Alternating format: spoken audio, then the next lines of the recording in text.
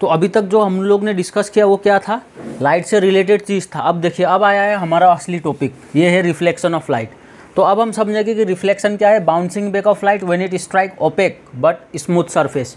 Reflection क्या चीज़ को बोला जाता है, लाइट को रिटर्न होने वाला प्रोसेस। लाइट आ रहा है, सपोज मान लीजिए कि एयर से लाइट आया, मिरर पे स्ट्राइक किया, ठीक है, स्मूथ सरफेस, तो हम मिरर को कंसिडर करते हैं। लाइट एयर से ट्रेवल किया, आके मिरर पे स्ट्राइक किया, ये रिटर्न हो गया, ये प्रोसेस को हम बोलते हैं रिफ्लेक्शन ऑफ लाइट। अब देखिए काइंड्स ऑफ रिफ्लेक्शन। रिफ्लेक्शन दो टाइप का होता है, एक होता है रेगुलर या फिर इसे स्पेकुलर रिफ्लेक्शन भी बोलते हैं, दूसरा होता है इरेगुलर और डिफ्यूज रिफ्लेक्शन। तो रेगुलर रिफ्लेक्शन क्या होगा, ये वो रिफ्लेक्शन है जिसमें parallel beam of light travel करेगा एक मीडियम से, ठीक है, travelling through a certain medium, और वो जाके कौन सा सरफेस को स्ट्राइक करेगा, वो जाके स्मूथ एंड पॉलिश सरफेस को स्ट्राइक करेगा। और वो कहाँ जाएगा, it will return back to the same medium parallel to one another. देखिए पैरेलल आया था और ये रिटर्न भी क्या हुआ, पैरेलल ही हुआ। क्या में, रेगुलर रिफ्लेक्शन में। और रेगुलर रिफ्लेक्शन होने के लिए क्या चीज़ का ज़रूरत है, smooth and polish surface. For example mirror, mirror ये हो गया स्मूथ एंड पॉलिश सरफेस। अब दूसरा ये जो है इरेगुलर, इसमें क्या होना चाहिए था, यहाँ पे अगर स्मूथ एंड पॉलिश है तो वहाँ पे हमारे पास में अनइवन सरफेस होना चाहिए, मतलब रफ सरफेस होना है। कि मान लीजिए light is travelling through a certain medium, आके उसने एक बोर्ड पे स्ट्राइक किया, बोर्ड का जो सरफेस होगा वो अनइवन होता है, आएगा पैरेलल आएगा यहाँ पे, आके एक अनइवन सरफेस, ठीक है, ये कहीं में भी स्ट्राइक कर सकता है। मैंने यहाँ पे बोर्ड एग्जांपल लिया है, आप वॉल को भी ले सकते हो, वॉल आप ले लो। और ये जब रिटर्न होगा ये अलग अलग डायरेक्शन पे चला जाएगा, okay, it will go in different direction. ये होता है इरेगुलर या फिर डिफ्यूज रिफ्लेक्शन में।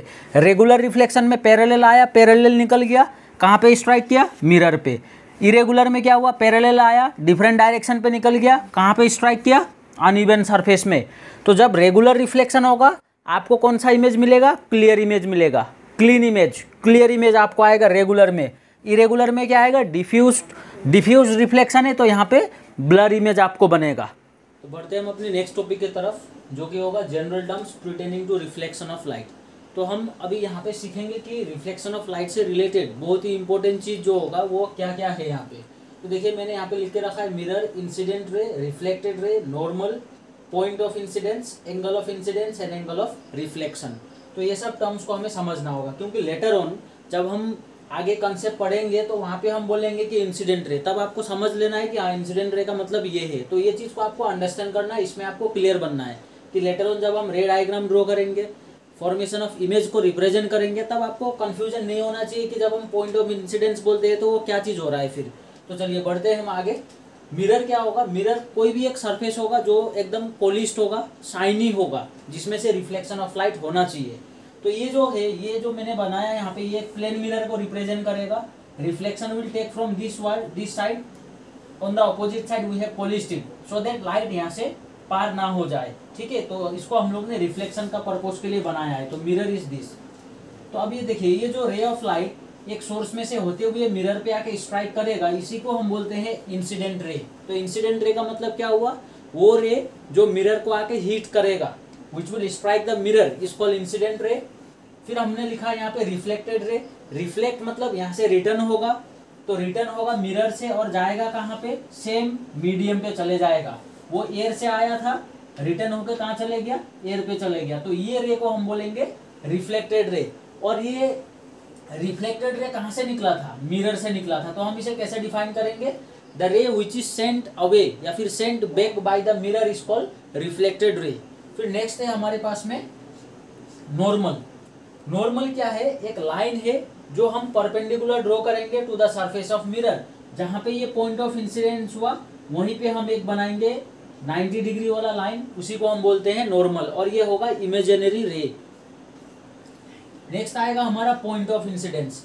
पॉइंट ऑफ इंसिडेंस वो पॉइंट है जहां पे इंसिडेंट रे मिरर को स्ट्राइक करेगा। अगर इंसिडेंट रे आके यहाँ पे स्ट्राइक किया तो मैं बोलूंगा कि ये this P is the point of incidence. मान लीजिए यहाँ पे इस बार इधर स्ट्राइक किया था तो यहाँ पे मैं ए लिख दूंगा, तो A is the point of incidence. फिर आएगा angle of incidence. Angle of incidence को हम कुछ इस तरीके से रिप्रेजेंट करते हैं, एंगल आई। तो एंगल ऑफ इंसिडेंस क्या होगा, the angle made by the incident ray with the normal. देखिए ये था इंसिडेंट रे हमारा, तो ये इंसिडेंट रे और ये जो नॉर्मल मिलके जो एंगल बना है उसी को हम बोलते हैं angle of incidence. Similarly normal और ये जो रिफ्लेक्टेड रे मिलके जो एंगल बनाएगा उसे हम बोलेंगे एंगल ऑफ रिफ्लेक्शन। तो ये हो गया जो terms related to pertaining of reflection of light है। नेक्स्ट हम क्या चीज को डिस्कस करेंगे, laws of reflection. Moving to the next topic, it is about laws of reflection. तो यहाँ पे क्या है, रिफ्लेक्शन का कुछ रूल्स है जो कि it follows in every reflection, जो कि प्लेन मिरर से होगा या फिर कर्व मिरर से होगा, उस पर ये लॉ काम करेगा। तो ये लॉ क्या बोलता है, पॉइंट नंबर 1 में ये बोलता है कि angle of incidence is always equal to angle of reflection. अगर एंगल ऑफ इंसिडेंस मान लीजिए कि एंगल आई का वैल्यू 40 डिग्री हो रहा है, तो इसका मतलब ये लॉ क्या बोलता है कि angle of reflection is also 40 degree. हो गया हमारा फर्स्ट लॉ। सेकेंड लॉ अब हमें क्या बोलता है, incident ray normal and reflected ray all lie on the same plane. ये बोलता है हमारा सेकेंड लॉ। तो पॉइंट नंबर 2 देखिए, incident ray normal reflected ray all lie in the same plane. Suppose ये पकड़ लीजिए मिरर, यहाँ पे मैं ड्रॉ करूंगा एक इंसिडेंट रे और यहाँ से निकल जाएगा ये रिफ्लेक्टेड रे, ये हो गया हमारा नॉर्मल। तो फर्स्ट लॉ क्या बोला था, angle i is always equal to angle of reflection, ये था हमारा फर्स्ट लॉ। सेकेंड लॉ में क्या बोला है, देखिए इंसिडेंट रे और ये जो नॉर्मल है और ये जो रिफ्लेक्टेड रे है, ये तीनों एक ही प्लेन के ऊपर में लाई करेगा, एक ही पॉइंट के ऊपर में या फिर एक ही प्लेन के ऊपर में ये तीनों रे को आना चाहिए। ऐसा नहीं है कि एक रे कहीं और, एक दूसरा रे कहीं और तीसरा रे कहीं और, ऐसा नहीं होता। ये तो ये दो है हमारा laws of reflection of light. I hope you have understood the concept whatever we have covered so far. अभी तक हम लोग ने जो भी चीज़ को डिस्कस किया, मुझे उम्मीद है कि आपको समझ में आया होगा। तो ये हमारा सेशन का आखिरी पोर्शन होगा जो हम डिस्कस करने वाले हैं, characteristics of image form in plane mirror. तो अगर आपको कंटेंट पसंद आ रहा है तो चैनल को सब्सक्राइब करना ना भूलें। तो चलिए हम देख लेते हैं character of image form in plane mirror क्या होगा। प्लेन मिरर में जो इमेज बनेगा वो क्या होगा, वर्चुअल एंड इरेक्ट होगा। इसका मतलब the image can not be obtain on screen.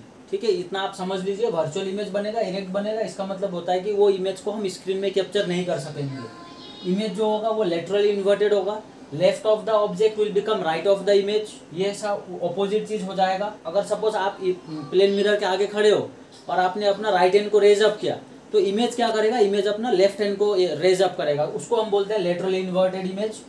फिर नंबर 3 पे है same size as the object, मतलब ऑब्जेक्ट का हाइट जितना था उतना ही हाइट क्या होगा, इमेज का भी होगा। नंबर 4 में formed as far behind as the object is in front of it, इसका मतलब जितना आगे हमने ऑब्जेक्ट को रखा है उतना ही दूर में क्या बनेगा, इमेज बनेगा। सपोज 1 मीटर आगे अगर मैं खड़ा हूँ in case of plane mirror, तो मेरा जो इमेज बनेगा वो कितना होगा, वो 1 मीटर दूरी होगा प्लेन मिरर में, उसका पीछे। फिर नेक्स्ट पॉइंट नंबर 5 क्या है, देखिए image is formed behind the mirror, जो इमेज बनेगा वो हमेशा मिरर का बिहाइंड में ही बनेगा। ठीक है, ये होता है in case of plane mirror. और जो लेटर ऑन हम जो कर्व मिरर पढ़ेंगे उसमें कभी कभी क्या होगा, इन फ्रंट ऑफ मिरर भी आएगा। तो आप सोच रहे होंगे कि बिहाइंड द मिरर इमेज तो पीछे ही बनेगा, नहीं ऐसा नहीं होता। It happens only in case of plane mirror. Curve mirror जब हम पढ़ेंगे तो उसमें हम सीख लेंगे वो चीज़ को भी।